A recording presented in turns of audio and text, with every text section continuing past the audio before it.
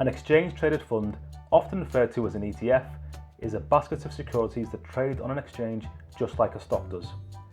In this way, it differs from a mutual fund, which can only be traded at the end of a trading day.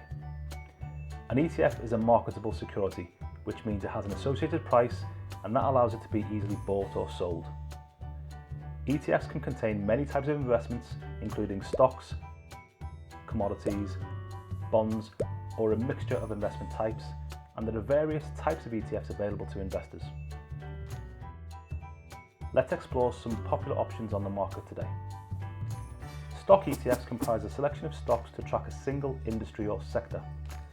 For example, a stock ETF might track the space economy or biotech. There's even an ETF option for cannabis.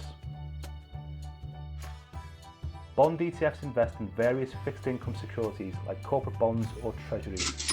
However, unlike bonds themselves, bond ETFs don't have a maturity date.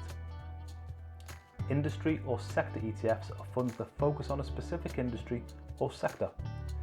For example, an energy sector ETF will include companies operating in that sector, like natural gas, oil, and renewable energy companies. Commodity ETFs invest in commodities including crude oil and gold, and holding shares in a commodity ETF is typically cheaper than holding the physical commodity itself. Currency ETFs track the relative value of a currency or a basket of currencies, which includes foreign currency. Inverse ETFs attempt to earn gains from stock declines by shorting stocks. Essentially, inverse ETFs are bets that the market will decline. If the market does decline, an inverse ETF increases by a proportionate amount. While there are many types to choose from, all ETFs offer similar benefits to investors. Access to a wide variety of stocks, lower expense ratios, fewer broker commissions, and both of these help increase gains through lower costs, and risk that is managed through a diverse portfolio. Happy investing!